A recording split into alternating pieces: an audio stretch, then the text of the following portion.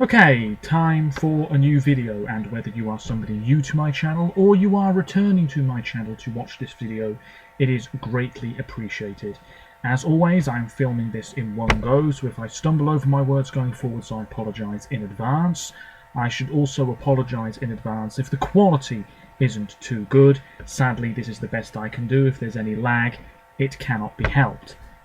I should also say, before I get going in this video, that if there's any background noise, chances are it's my very annoying neighbours.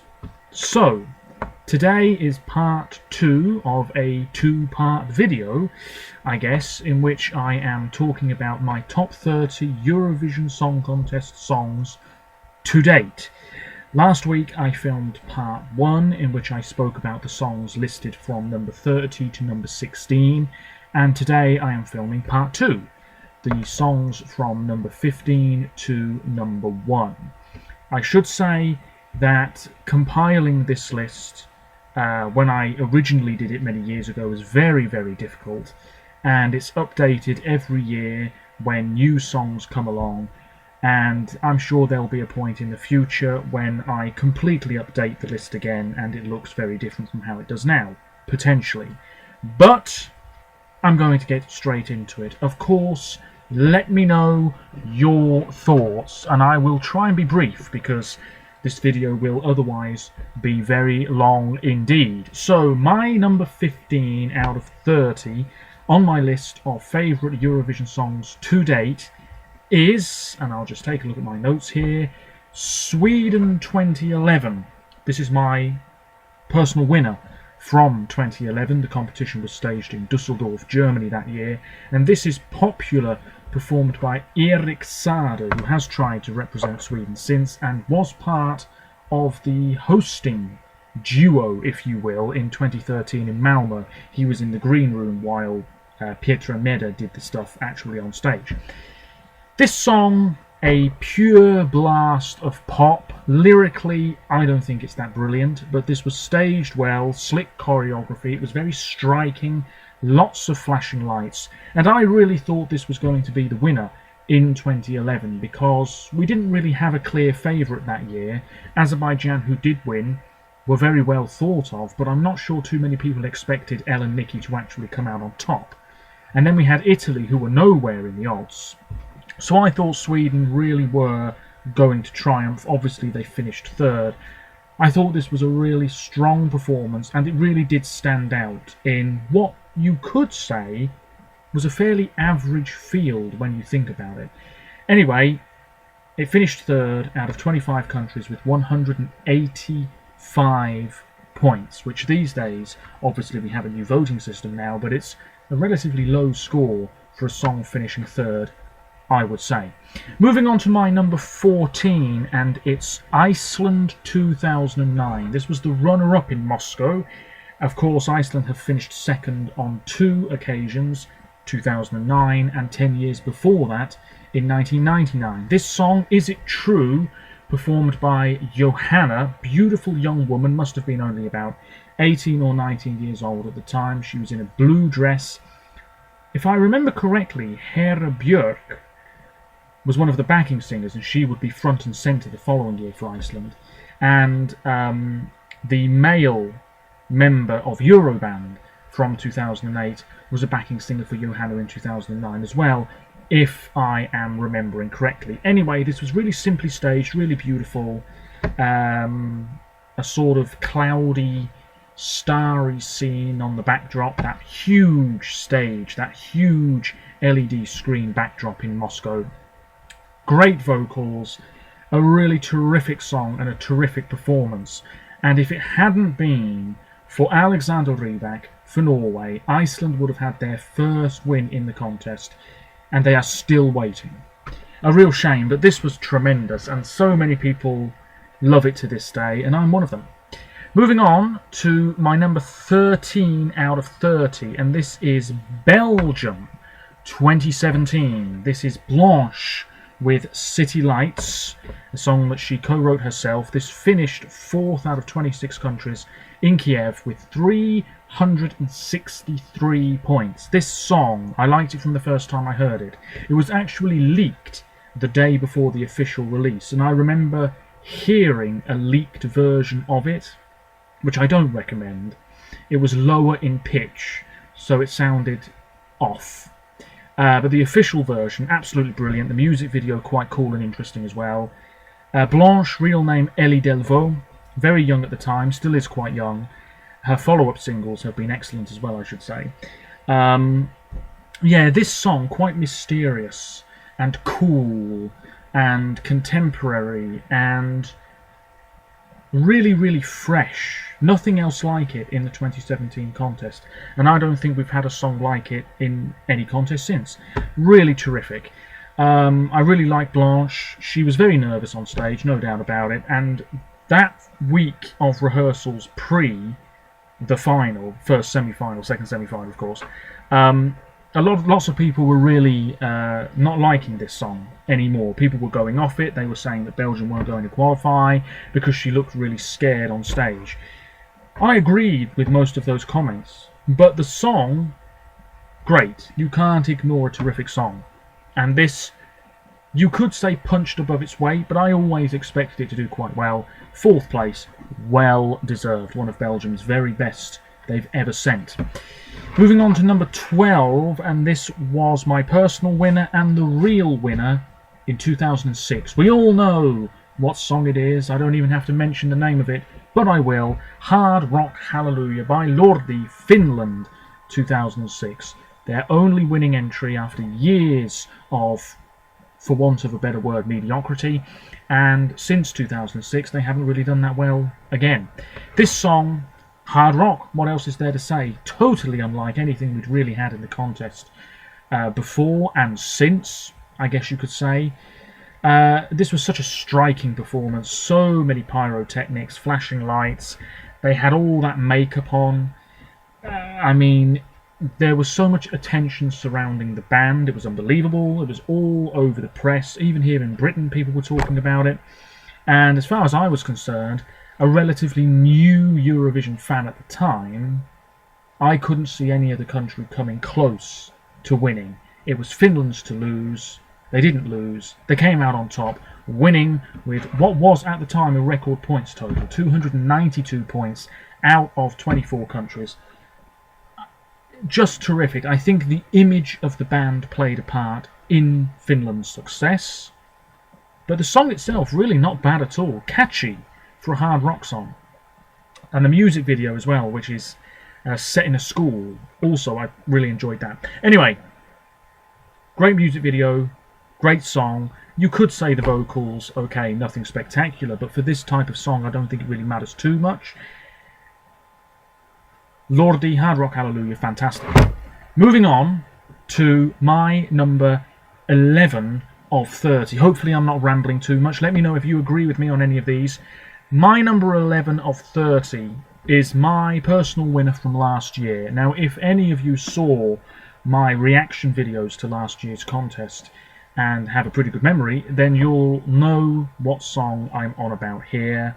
I was a little bit devastated at the time. I was genuinely surprised, and I think even today some Eurovision fans are probably still quite confused as to how this song did miss out on the final. It didn't qualify. No siree. This was Belgium 2018, A Matter of Time, performed by Senek, real name Laura Grosseneken, working in IKEA at the time, probably still does, I'm not quite sure.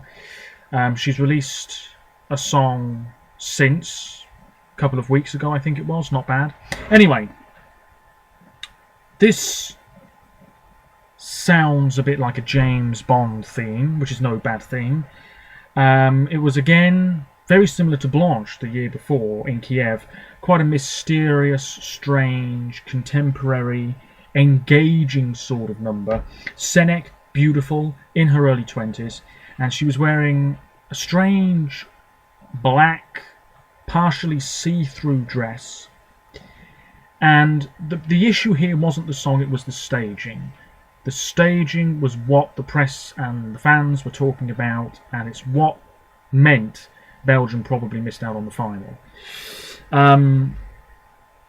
Yeah, she used the catwalk, which was fine, but the stage was very empty, and it was a big stage, big arena, and there needed to be more around her. What? I don't know. It's one of those songs, and we get some every year, you just don't know how to stage it properly. Doesn't matter who you are, because it's mid-tempo. If it's an up-tempo song, you have dancers and lots of colours and flashing lights and all of that business. If it's a ballad, you keep things stripped back, and if the person's a really fantastic singer, you don't need anybody else on stage doing backing vocals. But with a mid-tempo song like this, it's hard to stage right. And I think Belgium messed up ever so slightly in that department last year in Lisbon. But the song itself, absolutely fantastic. So cool, so modern, so hypnotic in a way. And I was really, really upset that this did not go through to the final. And obviously Belgium didn't qualify this year, so they're in a poor run of form at the moment, which is a real shame because they were doing so well. This song failed to qualify from what was a very, very tough semi-final. Semi-final won last year, 91 points, 12th place. The public votes were really poor. The juries appreciated Senek a little more, but no final. Moving on to my number 10 of 30. And this is a song from this year. It's the winner from this year. Duncan Lawrence with Arcade for the Netherlands. Their first win since 1975. Yes, almost messed up there, but it was 1975. Anyway, this one with 495 points in Tel Aviv. What can I say about this that I haven't said already?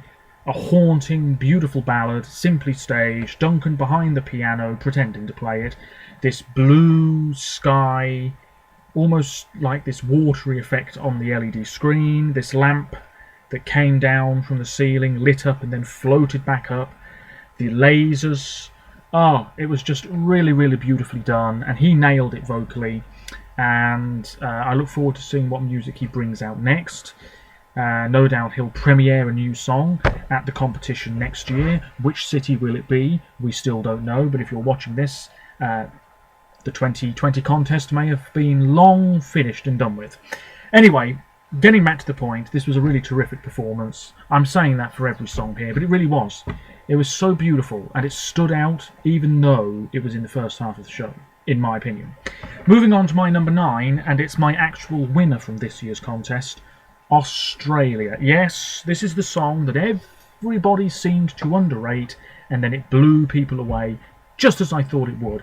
Kate Miller-Heidke, a beautiful, really successful, established in her homeland musician pre the contest. Hopefully now she's going to have a bit more success across Europe with Zero Gravity. This is a song that she co-wrote with her husband, and this finished 9th, so a little bit disappointing in the end, because just before the contest in Israel this year, Australia were seen as serious contenders to win, but in the end never really came close. 9th out of 26 countries with 284 points. Wonderful stuff. I mean, this was all about the staging. Kate was swinging about on a pole, wearing a big dress, a couple of other people next to her. The national final performance was a bit too jokey, and I wasn't such a fan of it after seeing it several times. But then the Eurovision performance was a lot more, I don't want to use the word professional, but I guess it was in a way. It didn't seem so much of a joke. You know, this is quite a serious song about a serious topic. And Kate, some of the best vocals I've ever heard at Eurovision, certainly from a female, to sing that well whilst swinging about the way she was, absolutely terrific. Probably Australia's best entry into the competition, certainly their most artistic. Terrific. Moving on to my number 8 of 30, and there is no doubt about it, this is by an absolute mile the best song that this country has ever sent to the competition. It's my winner from 2007, the Helsinki competition, and it's Belarus. This is Work Your Magic, performed by Kolden, Dmitry Kolden. This song finished 6th out of 24 countries with 145 points. This was really nowhere in the voting, and then towards the end of the voting it surged up to finish in the top half. This was on early, great performance, Colden was in this black outfit. He had 2 men on stage with him and 2 women, and these moving screens that the women were sort of, I don't know, moving about on at certain points of the song, and you had all these stars on the LED screen behind him. It was really simple, really effective, a really terrific song. I keep using that word, but it really was an absolutely brilliant entry. And Belarus is best. I mean, they've never come close to this. Never come close at all. Wonderful, wonderful stuff. And it was Belarus's first time in the final as well. Really impressive. Yeah, that's my winner from 2007. And I should also say, on a bit of a sad, poignant note perhaps, the 2007 contest is a contest that's very much stuck in my head, if you see what I mean, because the day of the final was the day that my grandmother passed away, just a few hours before the show. So it's very sort of poignant in my head. And every time I watch something from that contest, I always think of her, because, you know, she passed away just a few hours before the actual show. So, yeah, not sure why I mentioned that, but there we are. Moving on to my number 7, my winner, and my last personal winner that was the actual winner of a contest. This is the winner from 2013.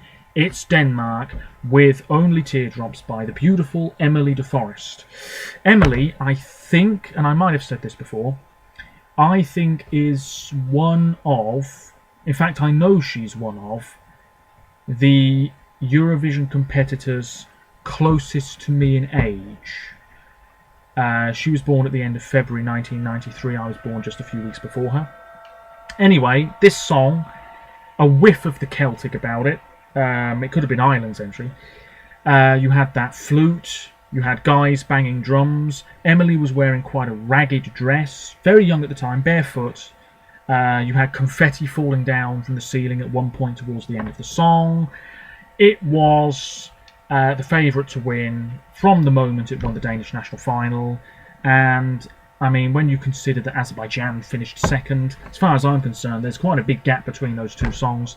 For me, I was very happy Denmark won. I think it was the right winner.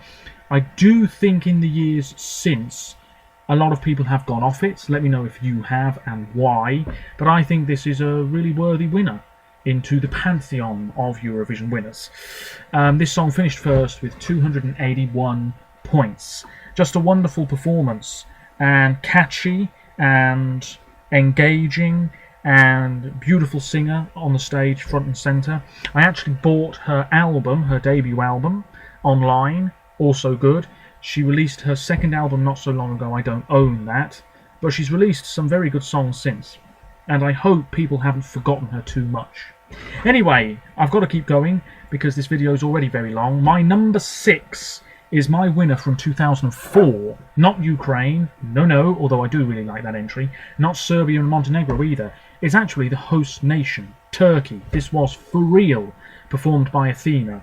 I believe they're still together now, and I believe it's 2 brothers, along with the other members of the group. This was an absolutely amazing performance in a venue that sadly is no longer there in Istanbul because they demolished it. This was sort of ska punk. Colourful, vibrant. You had a sort of shark on the backdrop, if I remember. You had a woman at the end with a top that said Turkish Delight on it, I think. You had, what was it, a trombone? Can't quite remember. It's been a little while since I saw the performance, but this was just an absolutely amazing performance. What an atmosphere in that arena. I wish I was there.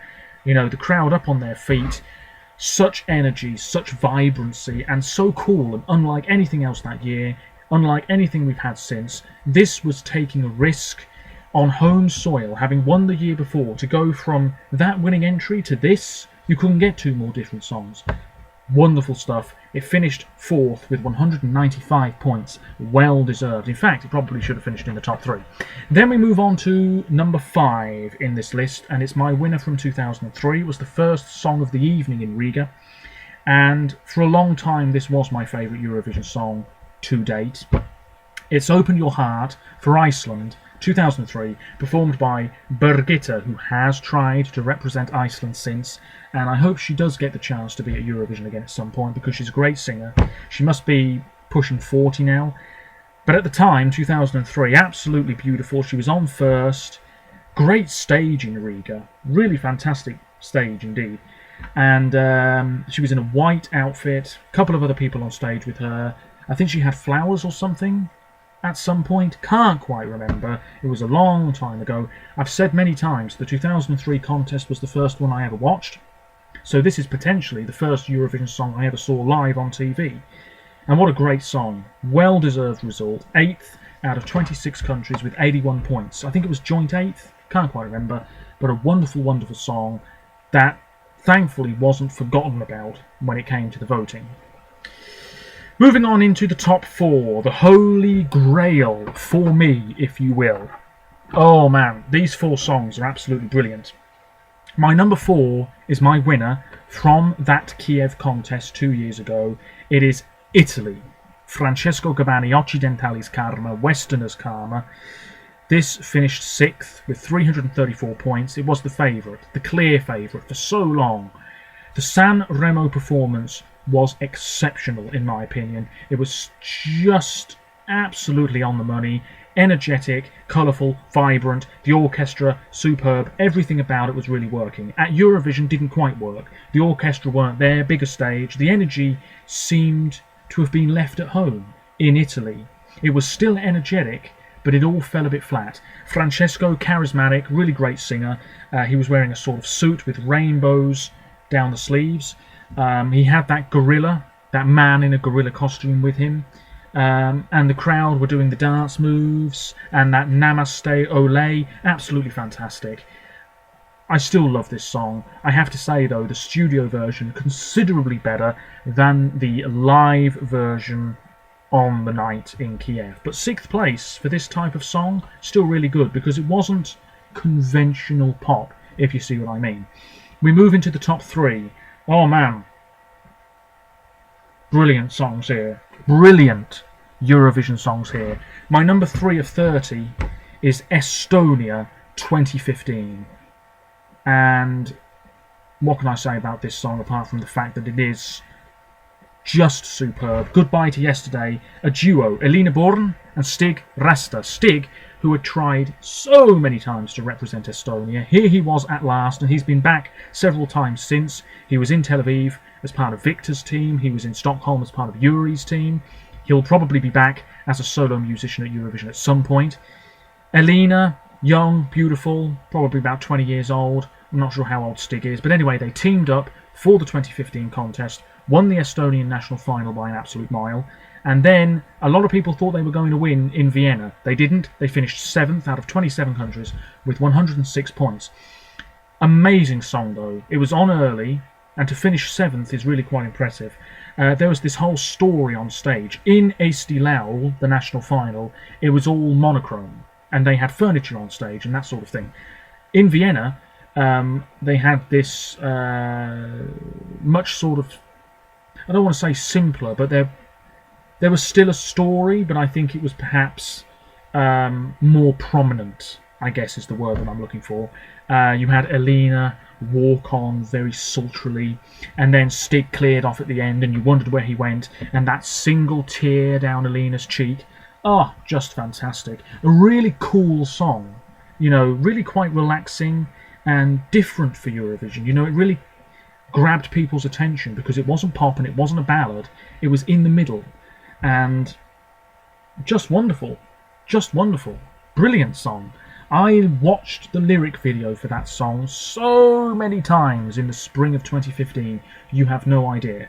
Anyway, 2 songs left, and I will say this. I think my number 2 on this list will be my number 1 before too long.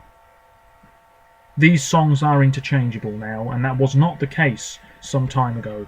They're both from this century, both from the past decade, and they're both absolutely brilliant in my opinion. I will try to be brief. My number 2 of 30 in my list of top 30 Eurovision songs to date is from 2014, the runner-up that year, the Netherlands, the Common Linnets, Calm After the Storm. This is a world-class song. I was blown away when I heard it. I was blown away when I saw it on stage in Copenhagen. You had Waylon, who is not actually part of the group, but he was there in 2014, along with Ilse, and you had the other band members as well. Black and white, the camera panning around the two of them. This was country. You know, it sounded like a Grammy-winning song. It really did. It still does. I can't believe this song didn't receive more attention in somewhere like America. I can't believe this song didn't go to #1 all over Europe, quite frankly, because it was so professional and slick, and everything about it, the production, absolutely amazing. It finished second. Nobody thought that was going to happen. Weeks before the contest, people were unsure if it was going to qualify, and it did. And it kept getting 12 points, and I thought they're going to overtake Conchita. They're going to win instead of Austria. But of course, Austria pulled ahead at the end, and the Common Linnets finished second, which of course was the Dutch's best result since the 70s, and their best result until Duncan won this year. Second place, 238 points. Absolutely fantastic. I've watched this performance back so many times, and it's just brilliant. One of the best performances I've ever seen at Eurovision, for its simplicity and the fact that the song was just so great anyway. They didn't need to have all this crap going on in the background because the song spoke for itself, if you see what I mean. That leaves, ladies and gentlemen, before my voice completely goes, my #1, and I've said what my #1 is several times on my channel before. It's a song that didn't even qualify. Can't believe it. 2010, Sweden. Yes, really. This Is My Life, performed by Anna Bergendahl, who everybody seemed to forget about. And then she tried to represent Sweden again this year with the fabulous Ashes to Ashes, which was completely underrated in the Swedish national final, but that's a completely different story. This song, I've got to be honest with you, I'm not sure why it is my favourite, but it is, and it has been since 2010. This Is My Life. It failed to qualify, 11th out of 17 countries in semi-final 2 with 62 points. It was very close between Sweden and Cyprus. Was it Cyprus? I think it was. And in the end, Cyprus went through and Sweden didn't. This is the only time since the introduction of the semi-finals in 2004 that Sweden did not qualify. I think they went into mourning for about 6 months. The national final performance, fantastic. Everybody had glow sticks. And then, in Oslo, everybody had glow sticks. It looked good, it sounded good. Anna, young, sweet, everything about it, really unfussy. Perhaps it was too stripped back. Perhaps it was too boring. But I disagree. There's something very charming about this song, something very sweet about this song, and Anna performed it really well. And she's still a good singer, still making good music, and I'm glad that people got to discover her again this year, because I feel as though she faded into the background quite a bit after Eurovision. But what else can I say about this song? A sort of acoustic number. Everybody had glow sticks, like I said. It looked fantastic, sounded good. And I very much remember watching the results of the second semi-final. I was standing just over there at the time. This is obviously back in 2010. And it came down to the last qualifier. And I thought, oh, crap. Denmark haven't qualified yet. That's definitely going through. It means Sweden aren't going through. And it was Denmark. And I think everybody in Sweden was just... well, maybe they weren't shocked. But I was, here in Britain, and can you imagine Sweden not qualifying for the final these days? Can you imagine it? Unthinkable. But it will happen at some point, mark my words, because if Russia didn't qualify last year, then Sweden will not qualify again at some point as well. When will that be? Who knows? Anyway, what else is there to say? What a massive, rambling, long video this is. There's a surprise. Let me know your thoughts. Should Sweden have qualified in 2010? Should the Netherlands have won ahead of Conchita in 2014? Should Australia have finished higher this year? Should, I don't know, should Denmark with only teardrops have triumphed in 2013? And if not, who should have done? Let me know your thoughts. I'm going to shut up now. My next video will probably be on the 30th of this month, because I believe that's the day we find out which Dutch city will stage Eurovision 2020. Rotterdam, or anywhere, name that song, name the artist, or Maastricht. It's going to be one of those two. My money's on Rotterdam, not literally, because I'm not putting money on something like this, but surely it's going to be Rotterdam, but it might not be. Let me know your thoughts. That's probably what my next video is going to be all about, and there will be links in the description to my social media pages. Feel free to check them out if you so wish. Until next time, my word, I must learn to stop rambling. Let me know your thoughts, and feel free to watch part 1 if you haven't done so already. Until next time, cheers, and bye for now.